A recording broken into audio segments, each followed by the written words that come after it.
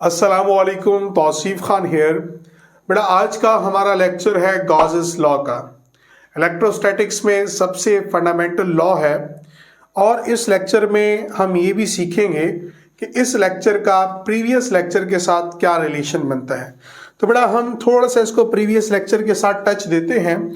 जैसा कि हमने अपने प्रीवियस लेक्चर में पढ़ा कि जो आपके पास टोटल इलेक्ट्रिक फ्लक्स है किसी भी क्लोज स्फीयर के अंदर जो होता है वो आपके पास बराबर होता है चार्ज Q के और एप्सिलॉन नॉट के। तो बेटा ये दो चीज़ों पे डिपेंड करता है। फिर हमने इस फार्मूले के लिए पढ़ा कि ये जो फार्मूला है ये हमने कैलकुलेट किया है एक स्फीयर के लिए, और स्फीयर कौन सी शेप होती है बेटा? एक फुटबॉल की शेप होती है। हालांकि हकीकत में ये फार्मूला किसी भी 3D क्लोज सरफेस के लिए एप्लीकेबल है। एक ऐसी सरफेस जो क्लोज हो और वो आपके पास 3 डायमेंशनल भी हो, तो किसी भी क्लोज्ड सरफेस के लिए आपके पास ये फार्मूला एप्लीकेबल है। आइए बेटा आज का लेक्चर पढ़ते हैं।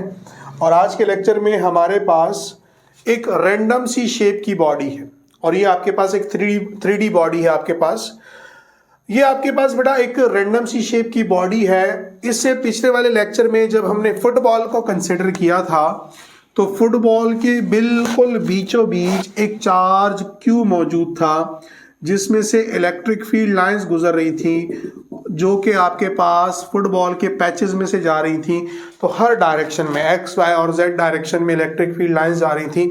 और हमने जब वो कैलकुलेट किया तो हमें पता चला कि जब एक चार्ज क्लोज स्फीयर के अंदर बंद होता है तो आपके पास 3D स्फीयर के अंदर बंद होता है, तो उस स्फीयर में से जो इलेक्ट्रिक फ्लक्स निकलेगा टोटल वो बराबर होगा Q over epsilon not times के। आज हमारे पास बेटा एक शेप ऐसी है जो स्फीयर नहीं है बेटा। तो अभी इसीलिए मैंने आपको बोला कि ये स्फीयर के अलावा बाकी तमाम स्ट्रक्चर्स के लिए, वो आपके पास सिलेंड्रिकल भी हो सकती है, वो आपके पास क्यूबिकल भी हो सकती है, वो आपके पास किसी भी और शेप में हो सकती है। तो ये आपके पास एक रैंडम सी शेप है। अब उस आर्टिकल में हमारे पास, इससे जो प्रीवियस लेक्चर में हमने पढ़ा, हमारे पास सिर्फ एक चार्ज था। यहाँ पे बेटा हमारे पास इस बॉडी के अंदर एक से ज्यादा चार्जेस हैं। तो ये आपके पास आज के लेक्चर में थोड़ा सा चेंज है। हम देखेंगे बेटा कि फर्ज किया there are many charges enclosed in a close surface. ये आपके पास एक क्लोज सरफेस होगी 3D में बेटा। इस सरफेस को हम गाजियन सरफेस भी कहते हैं। अब गाजियन सरफेस क्या है थोड़ा लेक्चर के एंड में मैं आपको इसको डिटेल में बताऊंगा, लेकिन गाजियन लॉ जब भी पढ़ेंगे तो वहां पे गाजियन सरफेस लाजमी, आपको जो भी सरफेस होगी हम उसको गाजियन सरफेस का नाम देंगे और इसका डिफाइन भी पेपर में आ चुका है, तो एंड पे इंशाल्लाह इसकी डेफिनेशन लिखवाएंगे। अब हमारा काम क्या बेटा कि इस गाजियन सरफेस के अंदर जितने भी चार्जेस हैं तो हर चार्ज में से इलेक्ट्रिक फील्ड लाइंस गुजरेंगी। तो उन चार्जेस की वजह से हमने इलेक्ट्रिक फ्लक्स को कैलकुलेट करना है। For calculation of electric flux total electric flux can be calculated. अब कैसे कैलकुलेट कर सकते हैं? फर्ज करें बेटा कि हमारे पास वहां पे एक चार्ज था, तो हमें पता है कि इस चार्ज में से एक टाइम के लिए फर्ज कर लेते हैं कि 50 इलेक्ट्रिक फील्ड लाइंस गुजर रही हैं। तो हम यहाँ पे बता सकते हैं इसमें से कितना फ्लक्स है, 50 के करीब। अब आपके पास यहाँ पे अगर मैं बात करूं तो सिर्फ एक चार्ज की बात करूं, बाकी सारे चार्जेस को इसके बाद भूल जाओ बेटा। तुम ऐसा समझो कि सिर्फ एक चार्ज है यहाँ पे। अगर सिर्फ एक चार्ज है तो इस वजह से फर्ज करते हैं कि अगर 50 के करीब इलेक्ट्रिक फील्ड लाइंस गुजर रही है तो फ्लक्स की वैल्यू भी 50 आएगी। लेकिन अब इस चार्ज के बाद इस चार्ज, बाकी सब चार्जेस को भूल जाओ, इस चार्ज के पास आ जाओ तो बेटा ये भी चार्ज, इसमें से भी 50 लाइनें गुजर रही हैं। तो अगर हम दोनों चार्जेस को इकट्ठा देखते हैं बेटा तो दोनों चार्जेस में क्या होता है, हमने पढ़ा हुआ है कि अगर पॉजिटिव चार्ज में से जो इलेक्ट्रिक फील्ड लाइंस निकलती हैं वो एक दूसरे को बेटा रिपेल करती हैं। तो चाहे बेटा वो रिपेल करती हैं, लेकिन अगर 50 इसकी थी 50 इसकी थी, अब इसके पास टोटल फ्लक्स की जो वैल्यू आएगी वो 100 आएगी बेटा। तो इसका मतलब ये हुआ कि अगर इस रैंडम शेप में से इलेक्ट्रिक फ्लक्स की वैल्यू हमें कैलकुलेट करनी है तो सिर्फ एक चार्ज की इलेक्ट्रिक फ्लक्स की वैल्यू, फिर दूसरे की, फिर सबको ऐड कर देंगे और ऐड करने के बाद जो आंसर आएगा वो इस मुकम्मल बॉडी के लिए आएगा। तो बेटा हम इसका इलेक्ट्रिक फ्लक्स कैलकुलेट कर सकते हैं by adding individual flux of each charge सिर्फ एक इस चार्ज का फ्लक्स मालूम करेंगे, फिर दूसरे का, फिर तीसरे का, फिर चौथे का, पांचवें का, अप टू एन तक, और सबको ऐड कर देंगे तो हमारे पास टोटल इलेक्ट्रिक फ्लक्स की वैल्यू आ जाएगी। तो आप बेटा इसको सीख लेते हैं मैथमेटिकल भी, कि अगर आपके पास टोटल इलेक्ट्रिक फ्लक्स की वैल्यू हमें कैलकुलेट करनी है तो पहले चार्ज के फ्लक्स की वैल्यू जमा कर देंगे दूसरे चार्ज के फ्लक्स की वैल्यू में, उसके अंदर जमा कर देंगे तीसरे चार्ज के लिए, और चलते चलते आपके पास ये वैल्यू n चार्ज के फ्लक्स के लिए आ जाएगी। अब हमें अपने प्रीवियस आर्टिकल में पढ़ा हुआ है कि किसी भी क्लोज सरफेस के अंदर जो इलेक्ट्रिक फ्लक्स का फार्मूला बनता है वो आपके पास Q ओवर एप्सिलॉन नॉट है। तो अगर हम यहाँ पे बेटा पहले चार्ज के लिए हम फ्लक्स की वैल्यू लिख रहे हैं तो यही फार्मूला कुछ आपके पास यूं बन जाएगा कि टोटल फ्लक्स बराबर है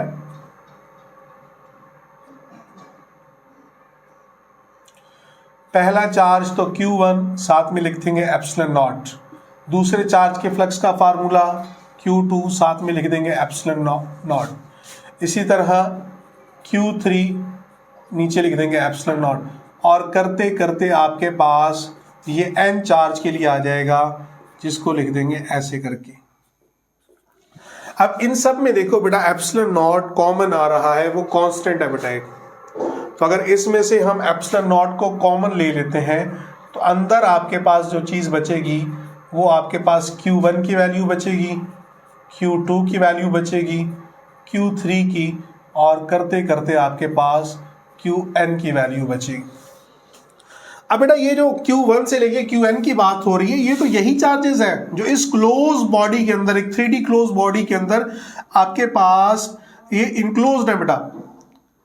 तो इसका मतलब अगर Q1 से लेके Qn सारे के सारे चार्जेस इस बॉडी के अंदर हैं तो बेटा इसके लिए हम यहाँ पे एक वर्ड लिख सकते हैं, और वो क्या होगा, हम ये लिख सकते हैं कि आपके पास 1 ओवर एप्सिलॉन नॉट, यहाँ पे आपके पास टोटल फ्लक्स की जो वैल्यू आएगी हम लिख सकते हैं टोटल चार्ज इनक्लोज्ड Q1 से लेके Qn तक जितना चार्ज है वो इसके अंदर बंद है बेटा, टोटल चार्ज इनक्लोज्ड।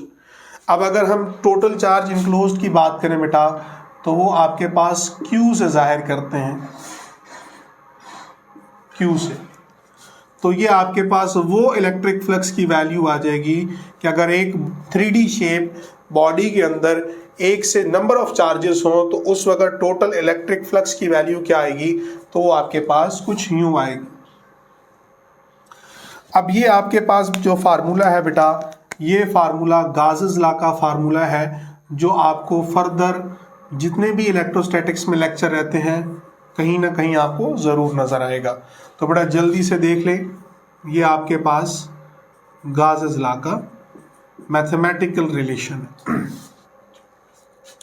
अब बेटा यहाँ से मैथमेटिकली तो हमने देख लिया, सिंपल सा है, सबको ऐड कर दिया, यहाँ से एप्सिलॉन नॉट कॉमन ले लिया। और एक और बात, यहाँ पे Q, जब भी यहाँ पे कैपिटल Q अब अगले लेक्चर में आएगा तो बेटा आपने Q को चार्ज नहीं पढ़ना, आपने पढ़ना है चार्ज इनक्लोज्ड या टोटल चार्ज इनक्लोज्ड। इसको मेक श्योर कर लीजिएगा बेटा, अच्छे से ध्यान से देख लीजिएगा। अब हम बेटा इसकी स्टेटमेंट देखते हैं कि 2 नंबर में आती है बेटा स्टेटमेंट, इंतहाई इंपॉर्टेंट लॉन्ग क्वेश्चन है, शॉर्ट क्वेश्चन है, शॉर्ट लॉन्ग दोनों के लिए इक्वल इंपॉर्टेंट है। तो बेटा इसकी स्टेटमेंट देख लेते हैं। तो स्टेटमेंट कुछ यूं बनेगी, ये आपके पास टोटल इलेक्ट्रिक फ्लक्स है, तो आप लिखोगे टोटल फ्लक्स, यहाँ पे लिखेंगे टोटल फ्लक्स। अब टोटल फ्लक्स किस में था, थ्रू अ क्लोज्ड सरफेस, ये आपके पास एक क्लोज सरफेस है। Total flux through a close surface, एक आपके पास सरफेस होगी उसमें total flux is equal to, आगे इक्वल का साइन होगा तो लिख देंगे is equal to 1 over epsilon not times, is equal to 1 over epsilon not times और total charge enclosed times of the total charge, ये जो आपके पास Q है total charge enclosed in it. तो बड़ा मोस्ट इंपॉर्टेंट स्टेटमेंट है gauges law की। जब भी लॉन्ग क्वेश्चन आता है, शॉर्ट क्वेश्चन आता है, तो अक्सर कह रहा होता है कि हमें गाजेस लॉ की स्टेटमेंट बताओ, उसका मैथमेटिकल रिलेशन। तो ये इसकी स्टेटमेंट है, ये इसका मैथमेटिकल रिलेशन है। तरतीब ये वाली भी सही है अगर आप लॉन्ग क्वेश्चन पे अटेम्प्ट कर रहे हो। अदरवाइज शॉर्ट के लिए पहले स्टेटमेंट लिख लें, फिर उसका मैथमेटिकल लिख लें, या जैसे आपको मुनासिब लगता है वैसे लिख लें, दोनों तरह से ठीक होगा। तो बेटा ये आपके पास इसकी स्टेटमेंट है। अब हम देखते हैं बेटा एक अभी थोड़ा सा आपको सिर्फ बता रहे हैं, इसकी एप्लीकेशंस हम डिटेल से देखेंगे। शॉर्ट क्वेश्चन के तौर पे अगर आपने बताना हो कि अगर कोई पूछ लेता है कि गाजेस लॉ किस काम आता है बेटा, तो याद रखना ये Gauss's law electric field intensity find करने के लिए काम आता है हमारे पास। तो लिखेंगे Gauss's law uses to find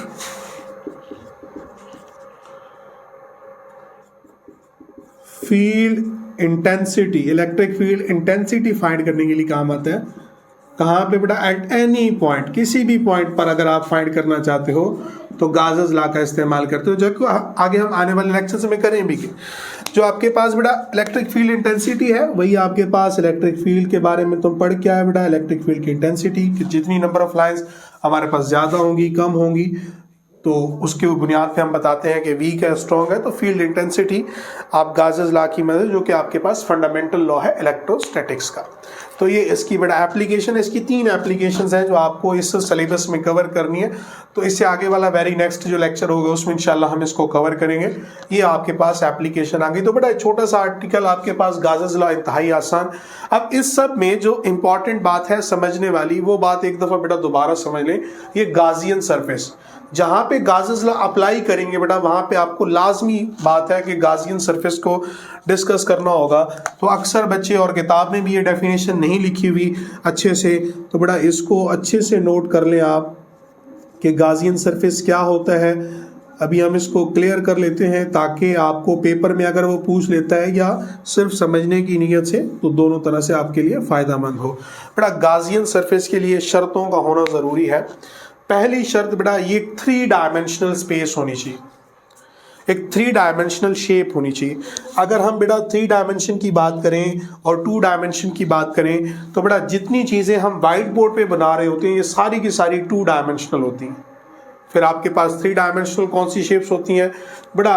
ऐसी तमाम चीज़ें जो हमारे घरों में उसके अंदर कोई चीज़ डाली जा सकती है बेटा। वो छोटा सा मर्तबान हो सकता है, वो आपके पास घी का डब्बा हो सकता है, वो आपके पास चाय का डब्बा हो सकता है। तो कोई भी आपके पास ऐसी चीज़ जिसके अंदर हम कोई चीज़ डाल सकें। अब अगर हम आपको मज़ीद थोड़ा इसके बारे में फील देते हैं बेटा, कि अगर आपके पास ये सर्कल बना हुआ है, आपके सामने एक सर्कल सा बना हुआ है। अब ये सर्कल को अगर हम ऐसे फर्ज करें कि यहाँ पे आपके पास एक सर्कल बना है, इस सर्कल को हम अगर ऊपर की जानिब ऐसे बढ़ा दें तो आपके पास एक शेप बनेगी, जो आपके पास एक सिलेंड्रिकल शेप बनेगी ऐसे करके। अब सिलेंड्रिकल शेप हमारे पास घरों में मुख्तलिफ किस्म के डब्बे होते हैं, इसके अंदर हम कोई भी चीज़ डाल सकते हैं। अगर हमारे पास बेटा एक स्क्वायर बना दूं, तो अभी मैंने आपके सामने बेटा एक स्क्वायर बना दिया, तो अभी मैंने बोला कि हर वो चीज़ जो हम क्या कहते हैं वाइट बोर्ड पे बना सकते हैं, जिनके अंदर कोई चीज़ डाली नहीं जा सकती, उनके पास सिर्फ लंबाई और चौड़ाई होती है, तो वो आपके पास 2 डायमेंशनल चीज़ें कहलाती हैं। तो जैसे आपके पास ये आ, अब अगर इसी की ये नुकर और ये जो कॉर्नर्स हैं, इन कॉर्नर्स को बेटा हम ऊपर की जानिब ऐसे एक्सटेंड कर दें, तो आपके पास एक क्यूब बन जाएगा। क्या बन जाएगा बेटा? एक क्यूब बन जाएगा।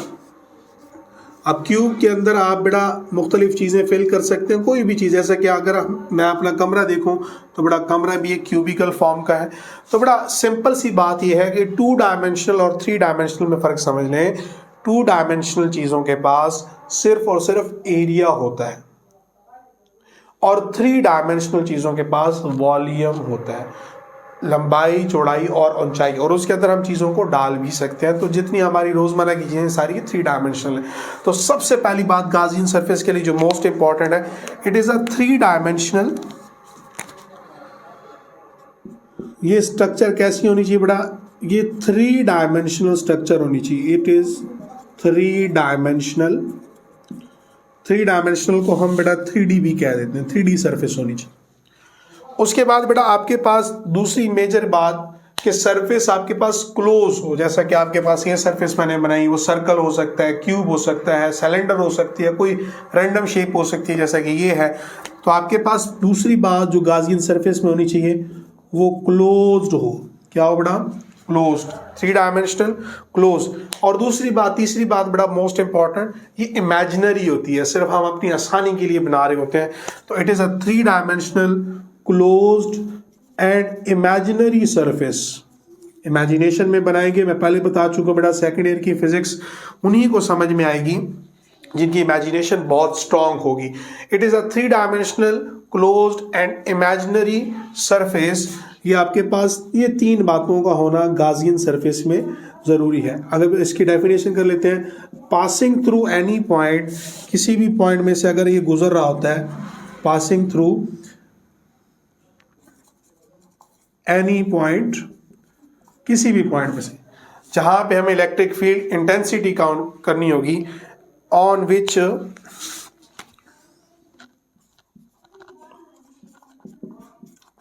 इलेक्ट्रिक फील्ड या फील्ड इंटेंसिटी कह सकते हो आप, दोनों का मतलब सेम है। Field intensity is to be determined लिख सकते हो, कैलकुलेटेड लिख सकते हो, जो मर्जी लिख लो बेटा आप। तो ये आपके पास गाजियन सरफेस का डिफाइन है। आने वाले लेक्चर में जब हम इसकी एप्लीकेशन करेंगे तो मैं आपको बार बार कहूंगा कि हमने एक गाजियन सरफेस को कंसिडर किया, तो बड़ा गाजियन सरफेस के बारे में आपने लाजमी सीख लेना है और इसका डिफाइन आपने याद कर लेना है, ताकि पेपर के पॉइंट ऑफ व्यू से एक दफा इसका डिफाइन भी आ चुका है। तो बड़ा ये आज का लेक्चर है, फंडामेंटल सा लॉ है आपके पास इलेक्ट्रोस्टैटिक्स में, गाजेस लॉ वेरी इंपॉर्टेंट। आगे तमाम आने वाले लेक्चर्स में हम ये आपको गाजेस लॉ कहीं ना कहीं लाजमी नजर आएगा बेटा। इस उम्मीद वास्ते के साथ कि मैं आप और ये मुल्क पाकिस्तान खूब तरक्की करे बेटा। अगली वीडियो तक के लिए इजाजत दीजिए। अल्लाह हाफिज।